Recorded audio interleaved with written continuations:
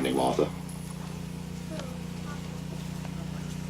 Ah, Dr. Peter Harris Gardner. What a fine sounding name you had, my friend. And of course, dear Lorene.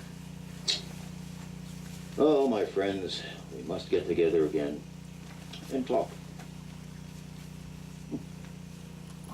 What's this?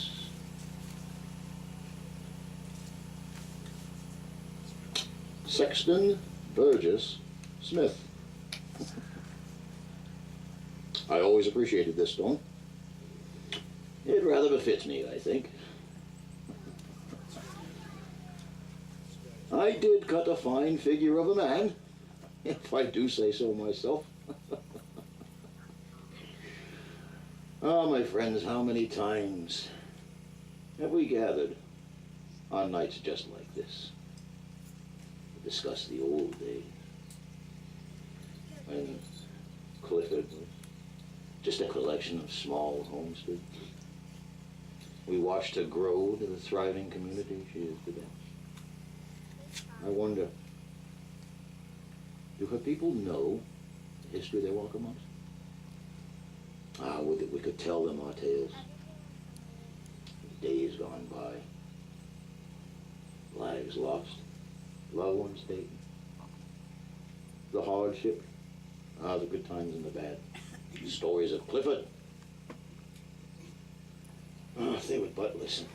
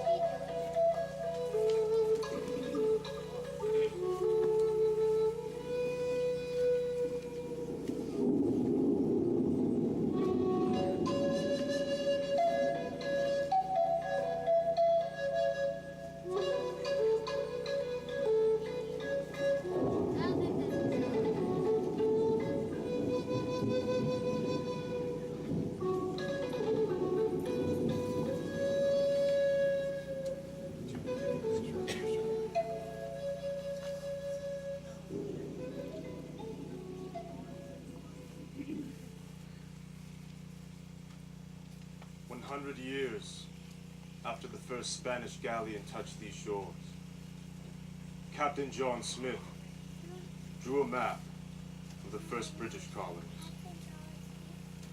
A drawing of a Susquehanna, can still be seen on that map. A wave of greed came for gold and silver, though our gold was only maize, some called corn, and our silver salt. Another wave for fur and forest. A final wave took our water and our land. Though the name of this county, one of its cities, and its greatest river, was named after my people, the people of the Susquehanna. Though our river did not remain our river, nor did the Delaware remain the river of the Delaware people. War, disease, war, disease. Our beacon fires on Prospect Rock went out, along with the chestnut, shad, elk. We almost disappeared.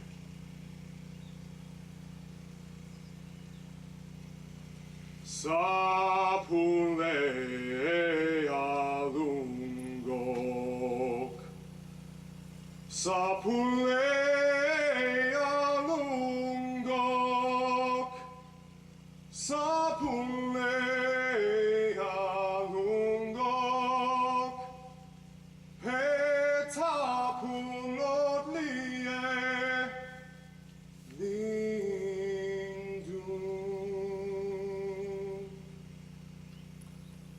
Bright morning stars are rising. Bright morning stars are rising.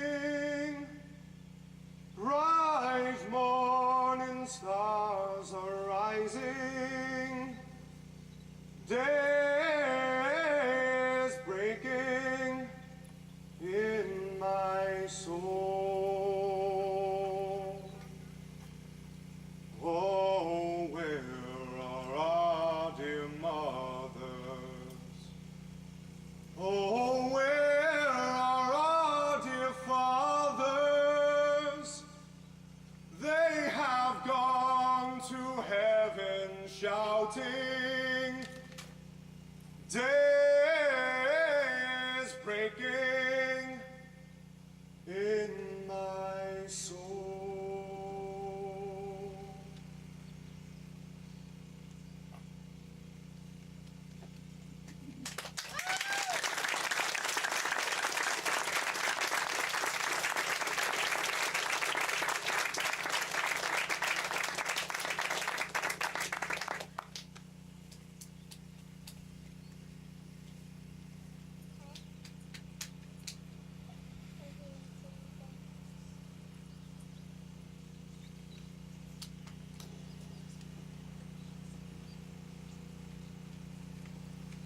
Not only Indians disappeared.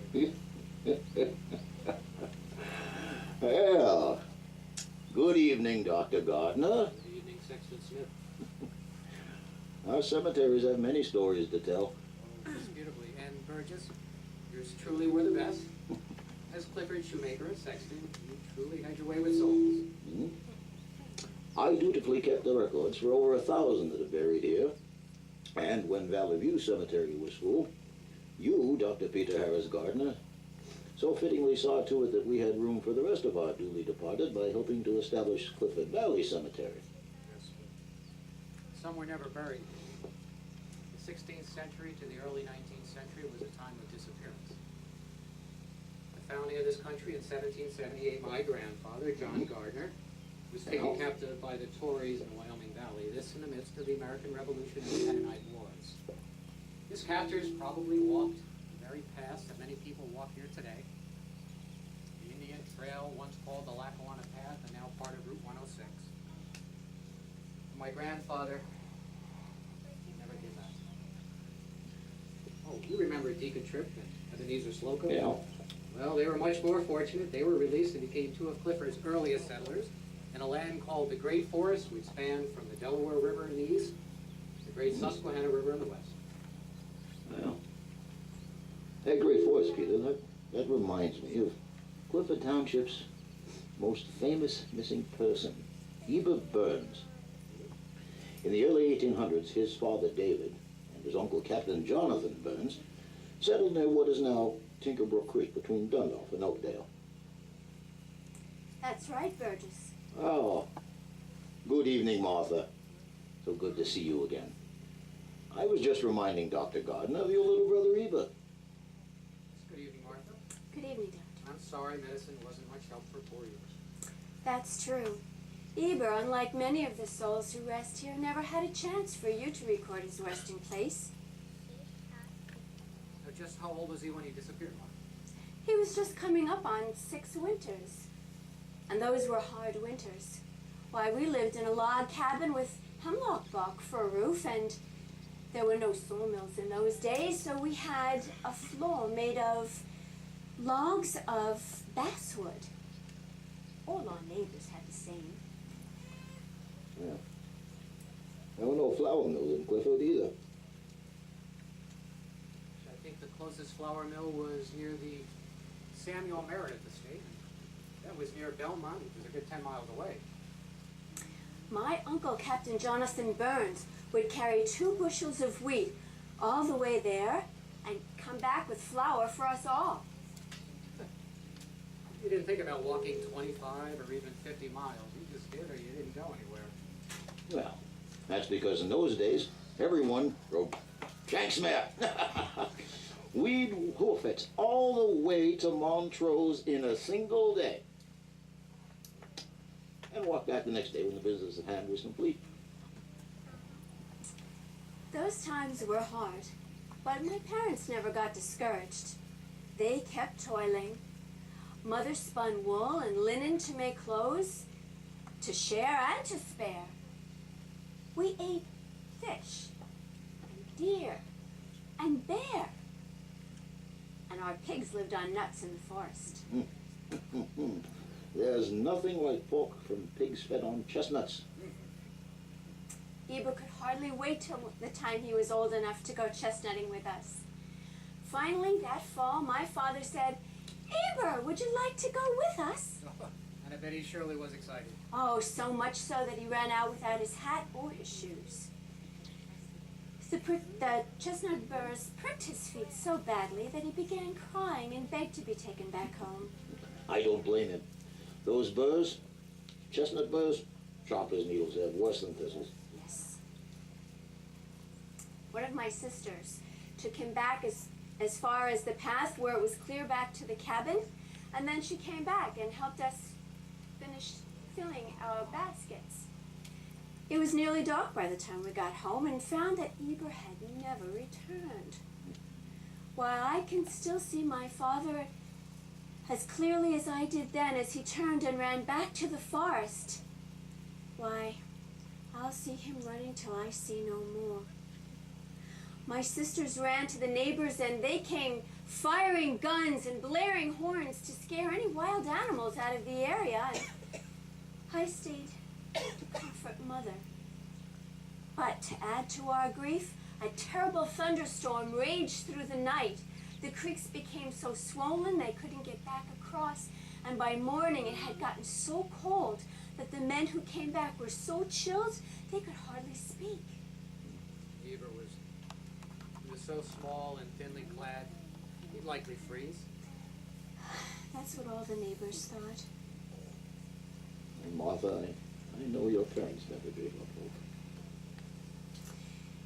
In the morning after the storm cleared, one of our friends went as far as Pleasant Mountain, then on to Great Bend, and enlisted the help of everyone in the search for Eber. I heard they came from all over to help him. They searched for 4 days before they finally gave up looking. Oh, what grief my parents endured. Eber was their idol and my only brother. They never found a trace. My mother died of a broken heart within 2 years, and Father left after 18 years. But I stayed on and lived the rest of my life only 1 mile from where Father built that original cabin. I never stopped looking for Eber. Yeah, Martha.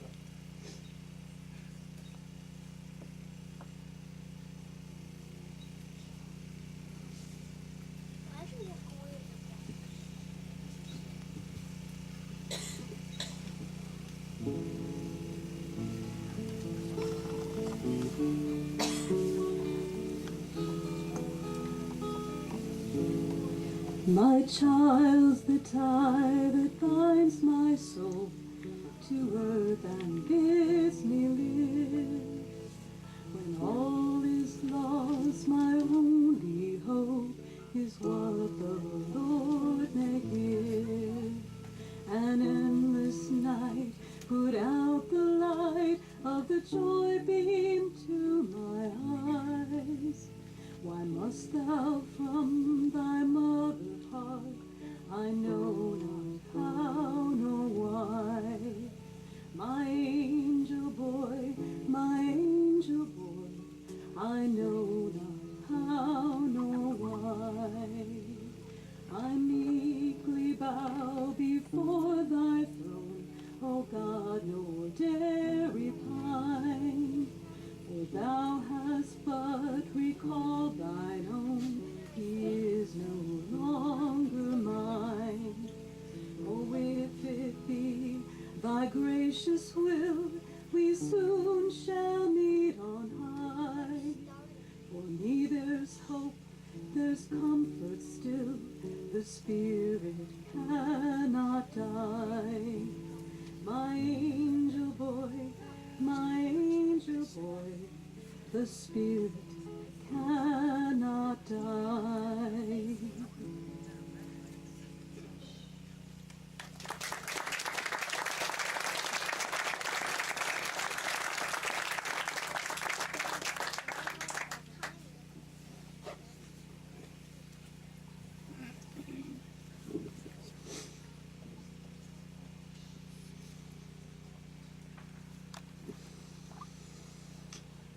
Even today, Burgess, one can only hope that the boy was taken captive and survived with the Indians. True. Well, Peter, the Indians were gone when I got here, but land disputes remained. When I first started clearing land, another settler claimed it his by right of usage. He tapped the maples and made his sugar camp there. We went to court in Montrose, and because I could not produce the deed, I almost lost the land. How did you manage to keep the land without the deed? Well, I had sent the deed of title for safekeeping with relatives in Bridgeport, Connecticut. The judge called a recess, and that allowed me enough time to get to Bridgeport and back. Peter, that black willow over yonder, that reminds me. When I left Montrose, I hopped a creek similar to the one over yonder there. Cut myself a willow twig. One of those black willows mostly, that go along streams just like that. I carried that willow stick all the way to Bridgeport and back. 30 miles a day. Come on, Burgess. I find that hard to believe. So did the judge. And I thought he might. So when I got to Bridgeport, I went before a notary and had my papers marked. On reviewing the papers, the judge ruled in my favor.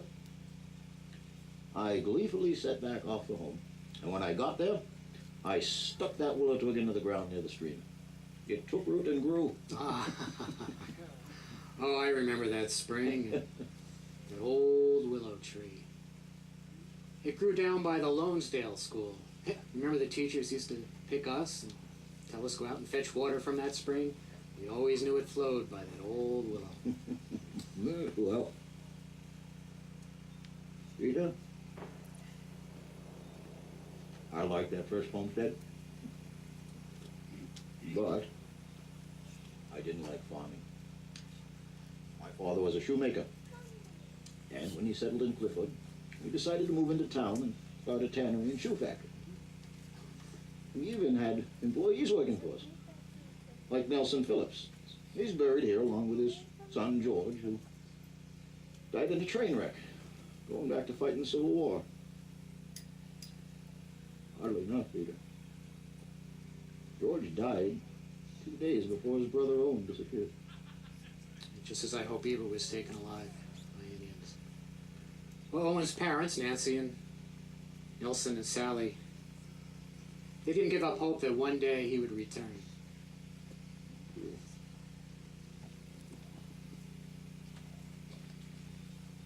Nelson even took out an ad in the Montrose Independent.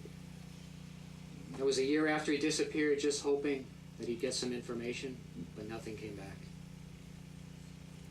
My memory isn't what it used to be, but I believe your son, I believe your son Eliza served with Owen and his brother George. It's true. Eliza did, so Dad would agree to And I, speaking of which, there they are now. Oh. Eliza, my boy. George, Liza! George, Liza! President Lincoln is calling for volunteers to defend Washington. What do you say? I don't know. Exciting them more, making more wagons or hay or shoes. I don't know, Owen. I'd rather hunt deer and turkey. They don't shoot back. They're wrong. It's only for a couple of months. Look, they said only 70,000 90-day men. Lincoln says that's all the Union needs to fix this wagon. There's 21 million for the Union and only 5 for the South. Sounds like good odds to me. And look here. Comfortable quarters, abundant rations, excellent clothing, and kind treatment guaranteed to all who join. We get $50 for the first 3 months and a $10 bonus in cash when we sign up. And our father would be so proud. Not a bad deal. Let's sign up.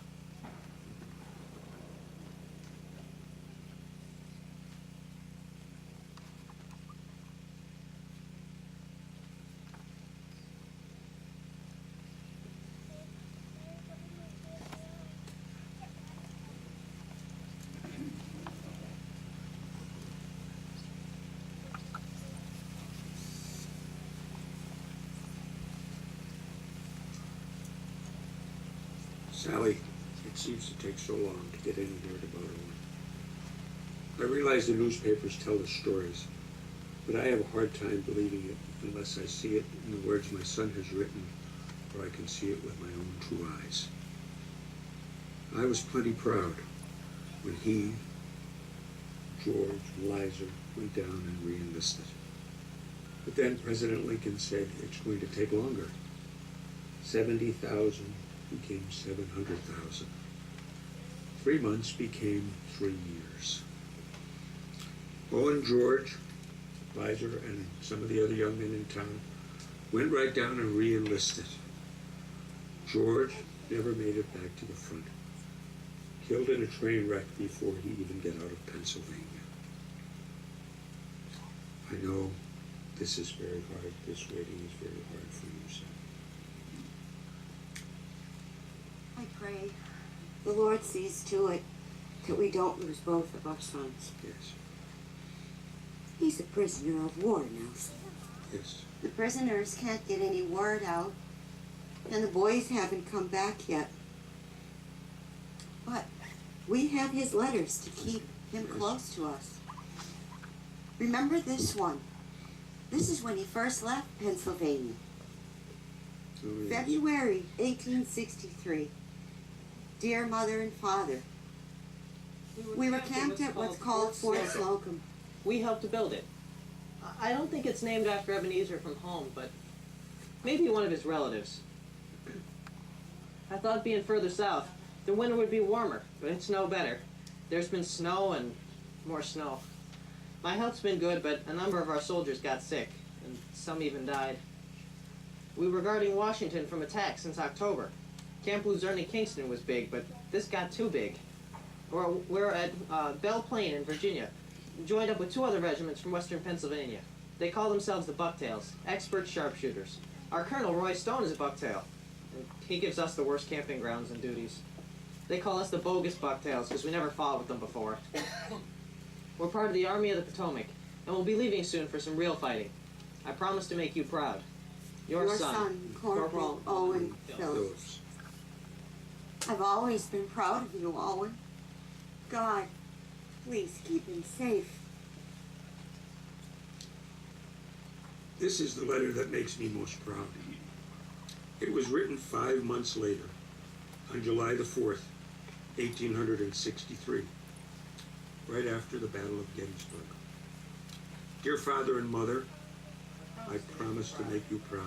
Since we left Washington, we've been close to battle at Chancellorsville, but that fight never reached our position. Come July, we finally fought in the battle at Gettysburg. General Lee's soldiers came at us near the Chambersburg Pike, just west of Gettysburg. Their numbers forced us to fall back. Color Sergeant Benjamin Crippen kept turning around, shaking his fist and daring them to take his flag. I'm sorry to say that they shot him, and the other 2 color guards. I was the only one left. I picked up the fallen state color flag and my blue regiment color flag, and moved back with my Enfield rifle and the rest of us still alive. Colonel Dana saw me struggling to carry everything and took one of the flags. I'm proud to tell you that they've made me a sergeant.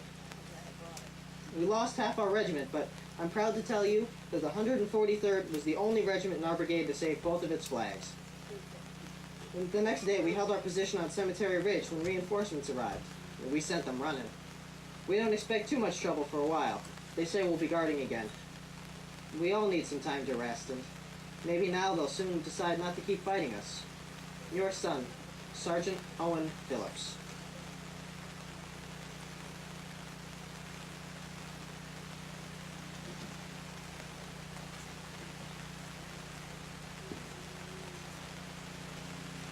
Riser. Oh, Riser, it is so good to see you. Mrs. Phillips, here's some of Owen's belongings from his rucksack. It isn't much, but I took care of what I could for him. I know how hard it is for you not knowing. Oh, thank you. Thank you, Riser. Thank you. Oh, your family must be so glad that you're back.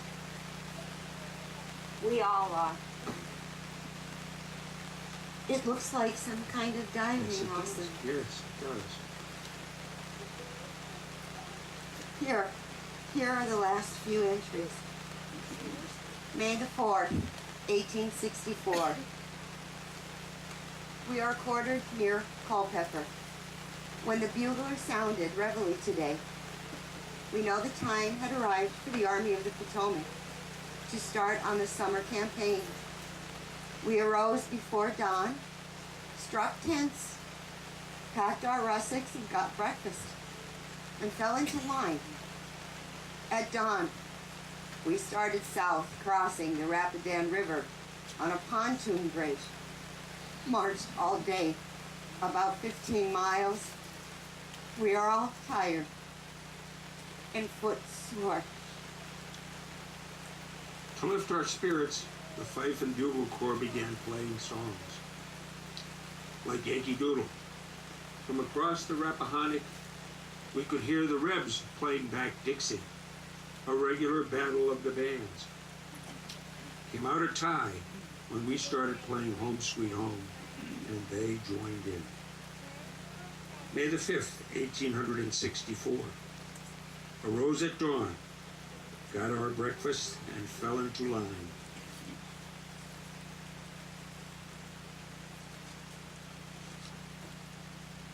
Marching slower and slower as it got hotter and hotter on the way southward. Fighting commenced at 11 o'clock in the morning. Continued all day until after dawn. The picket firing lasted all night. No tents tonight. Slept on the ground with my knapsack for a pillow, neath a quilt of stars. That's where it is. It'll be home sweet home when Owen comes home.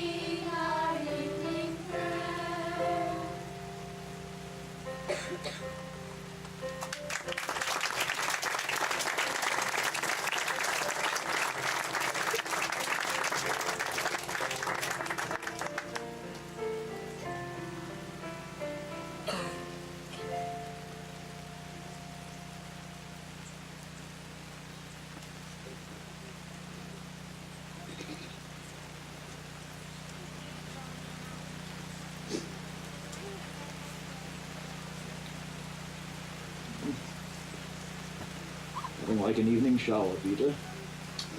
Freshens the air.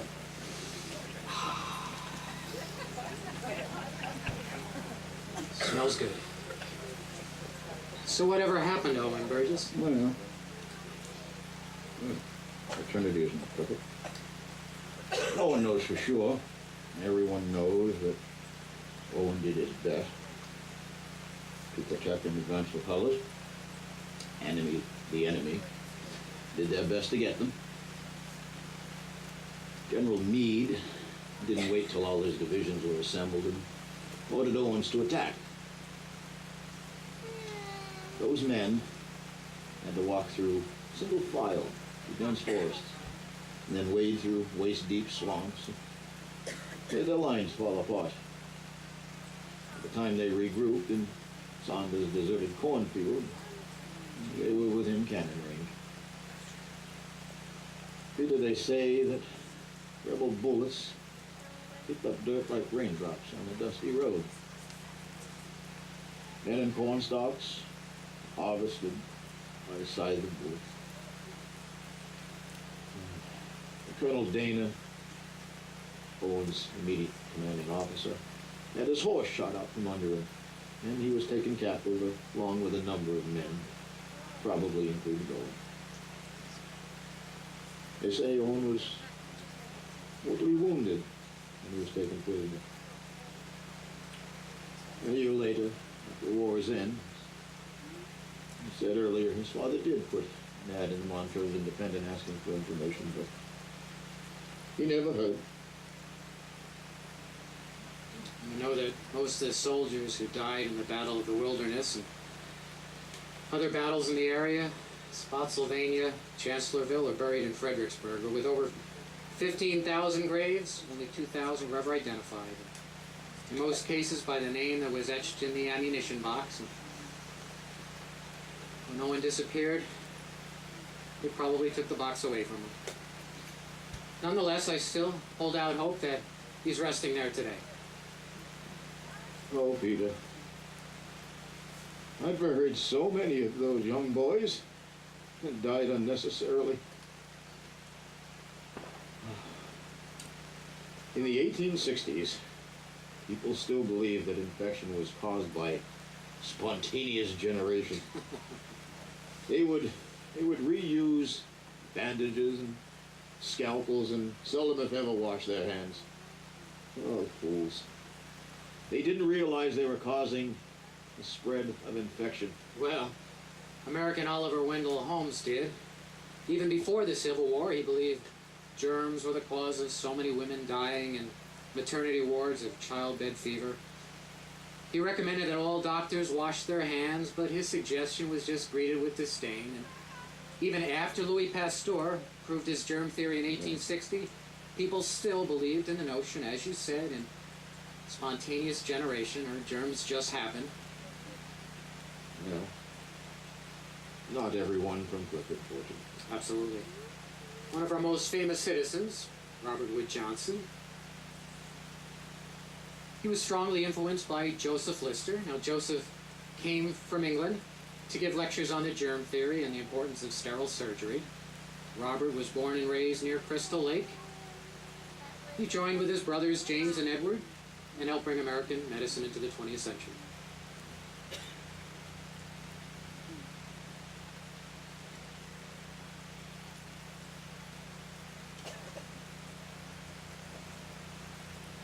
Dr. Lister, may I introduce myself, sir? I am Robert Wood Johnson. This is my brother James. I spent a great deal of time and effort in the development of healing plasters. I believe from the evidence that you have presented that antiseptic surgery, that there's no doubt that the antiseptic surgery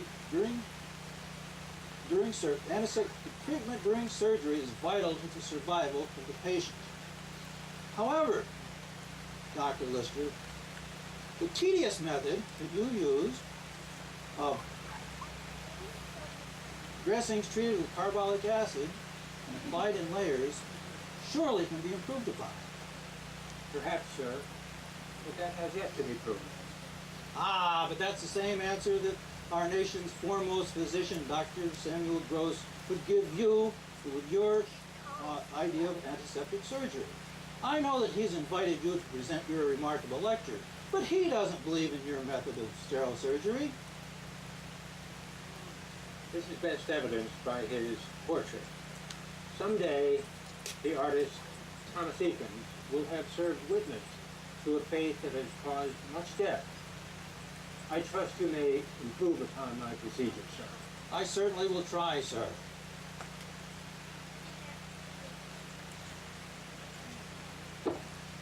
James, I know that Dr. Lister's methods can be improved on and made available to everyone. Death from 90% of patients during surgery is simply intolerable. not only can we save lives, but improve our own. Money can be made by generally helping people. I agree, but I don't see how. Everyone still uses Sharpie for dressings. It's cheap and easily obtained from the fabric mills. But it isn't sterile, James. Most of it's waste gathered from the floor of the mills. That's precisely my point. It's so cheap no matter what we come up with. It can't possibly be as cheap as the waste from the mills. We need to keep those mills working to weave the fabric for our bandages.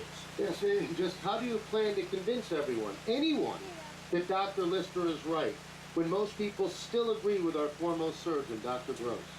Well, maybe our product won't be as cheap as the waste from the mills, but if we can prove to others that using a sterile bandage can help save the life of a loved one, we will eventually succeed. It's a shame we didn't know all of this before the Civil War.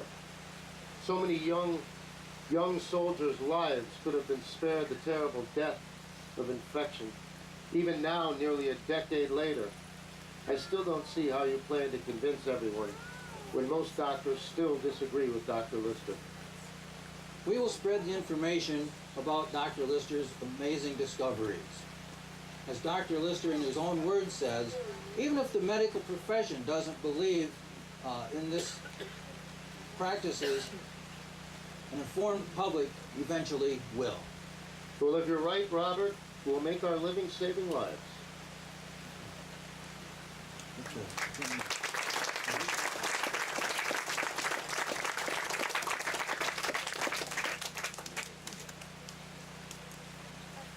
Next, the soldiers join.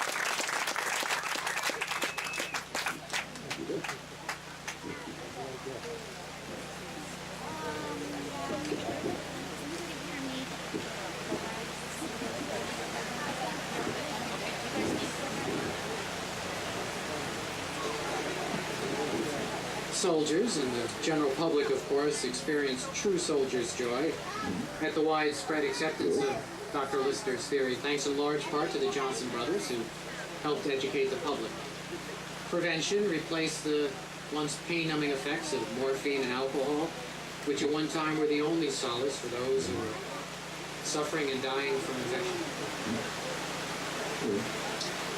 Peter, today most people know the name Johnson & Johnson, but you realize the courage it took those two brothers to bring medicine into the 20th century. Johnson brothers bring us to the 20th century, Peter. Equipment underwent many changes. Floods destroyed my shoe factory in Tannery. The cloth we used, the tannins were timbered away. Yes, and we went away too. Not in such a bad way. When I first got my land here, I walked over 200 miles to keep my land. And on Thanksgiving Day, 1893, the age of 83, I set out for my son-in-law's a mile and a half away. I made it too. Walked through that door and up that willow twig into heaven. Well, I stayed in Clifford a few years past your leave. I wasn't feeling too good, but one day I said, I'm going to do it. I hopped on my horse and visited some friends in Hot Bottom. On the way back, I wasn't feeling good, and I never rode that horse again. My home and office, which were once where I cured people's ailments, is now where they incur them. It's the local tax office.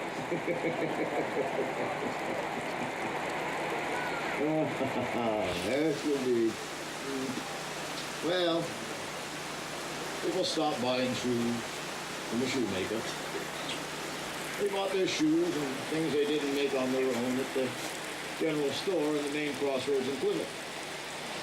My great-grandnephew Otis owned and operated that store. Today, it's the parking lot for the Clifford Funeral Parlor. Our descendants witnessed a lot. A World War, a Great Depression, and another World War. But despite it all, sometimes things just went full circle.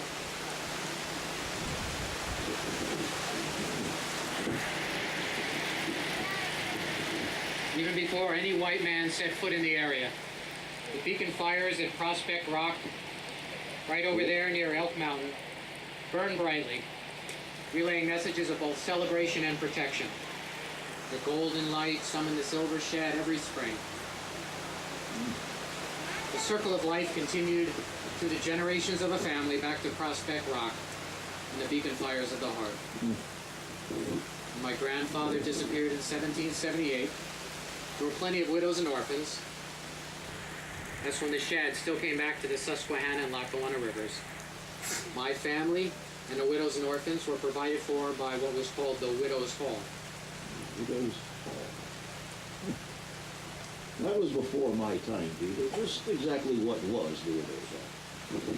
Well, it happened the first Sunday of every shad season when the shadblow trees were in full bloom. One hall at the fishery was given specifically to the widows and orphans, and at around 10,000 shad in an average haul worth about 30 cents per shad, that was about $3,000 that was set aside in a fund to help them. Widows would use that money to hold on to the land until which time their children were able to help out. Well, there was no Widows' Hall in this century. There was Social Security, helped the widows and orphans of factory workers, but the widows and orphans of farmers, especially those just starting out, they were left without much recourse. Correct. Just like Laureen. Laureen. When she lost her husband, she had two children and one on the way. She lost her husband in August, and her only daughter was born in October. Nonetheless, her family helped carry forward her dream into the century.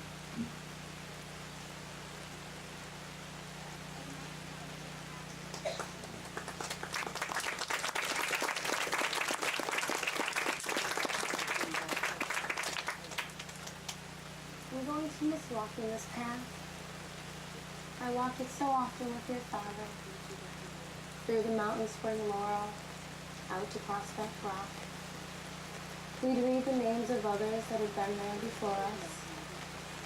names carved in the stones as far back as the early 1800s, when the first settlers were here.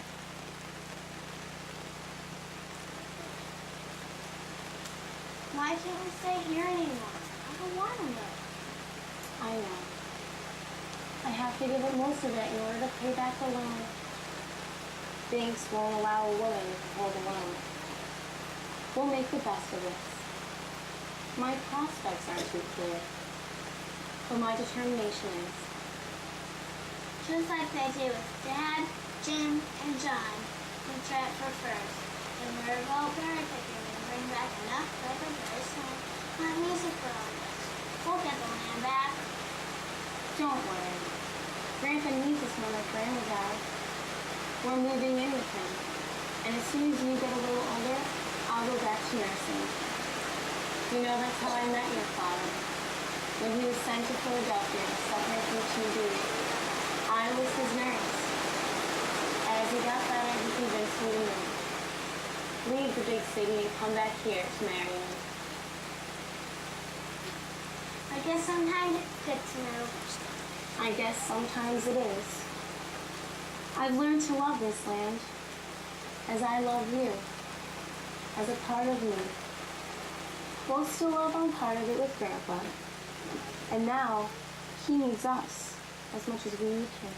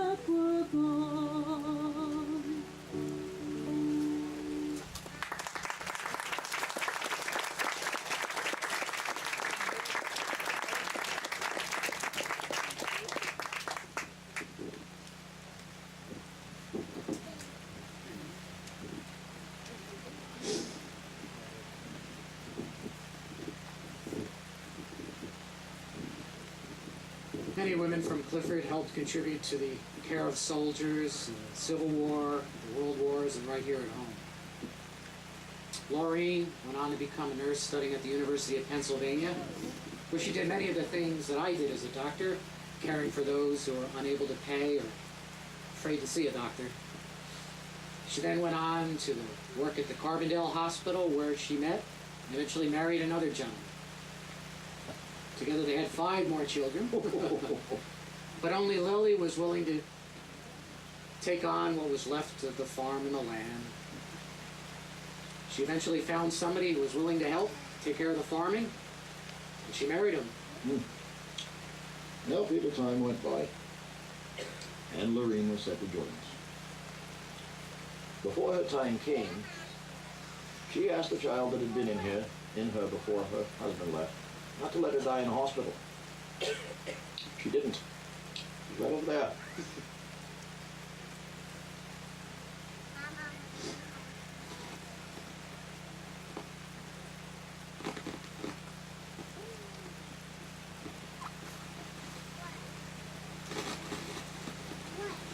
My mother's old homestead is up for sale.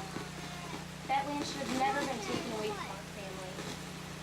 We should try and... You know, I'm just happy keeping the farm that we have now. We're not going to be able to take care of the cows and farm forever. Our children have moved away like those of many of our friends. I bet there's something we can do that would reconnect our parents and our children into a different view of this land. Even if our children choose to live elsewhere, this land welcomed and embraced them first. We could fly our big front farm and find others that might want the same. Land that, as the only true investment it can be, is the connection to our families, our stories, all that we have. You know, you're crazy. Do you need to tell me, Matt, that land means nothing to you? It's the only thing that lasts. We sure will. It's crazy. But we'll do it.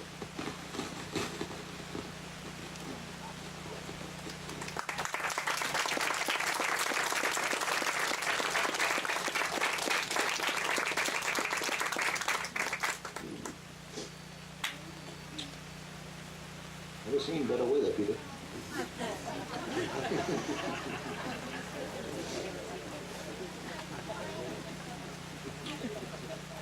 So, Lorene's descendants set out to return her land to the family fold. And they did it. Yes, my friend, they did it. Take care of yourself. Good evening. Yes, they did it. Today, Clifford has its own historical society dedicated to preserving our stories. Lorene's land has returned to its original descendants. Stories and land not to be sold for profit, but to be held, be shared, nurtured, to create new beacon fires of the heart. Of you. Good evening, then.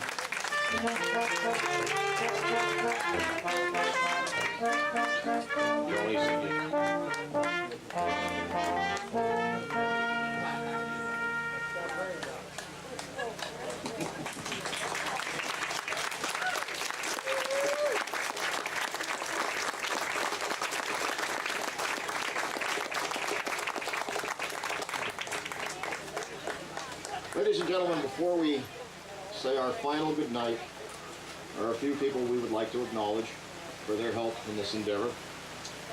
To my right, the Endless Mountain Children's Choir. Ladies and gentlemen, they did a fantastic job.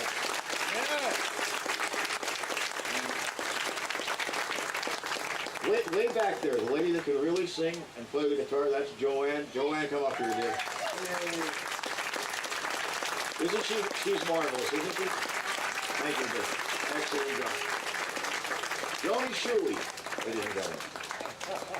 To my left, I promised them I wouldn't get it wrong tonight. The Jolly Seniors, ladies and gentlemen. We thank them very, very much.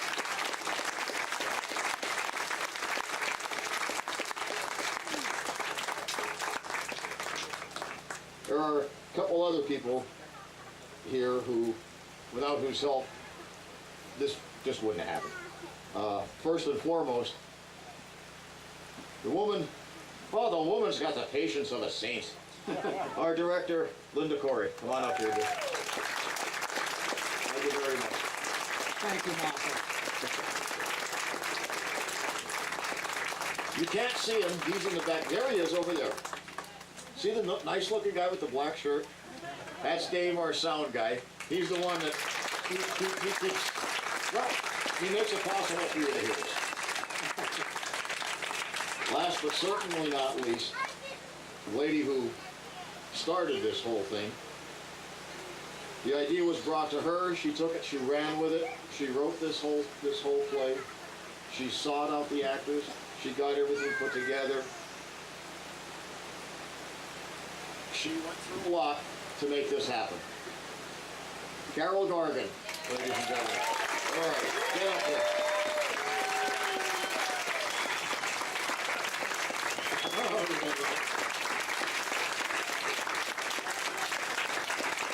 We want you to know we specially ordered the ring just so we can make her run through it like that.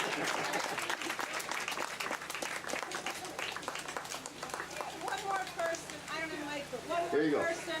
This is the last event for the Chautauqua weekend, and this wouldn't have been possible without Sandy's support, president of the Historical Society.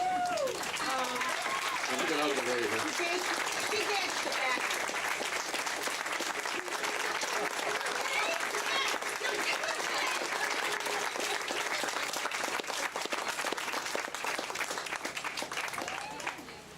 One more thing, Carol. Ladies and gentlemen, tonight, for over 230 years in this country, thanks to our forefathers, we have the ability to gather like this, create programs, in good spirit and good fellowship. One of the reasons that we have been able to do that for this long, because of the great sacrifices made by our veterans. As you look around this cemetery, you can see many flags on many stones for those who fought and in many cases died for this country. At this moment in time, our children and our loved ones are yet again overseas, engaged in conflict. It is because of people like them we still have the ability to call ourselves Americans, because they gave the supreme sacrifice. Tonight, we would humbly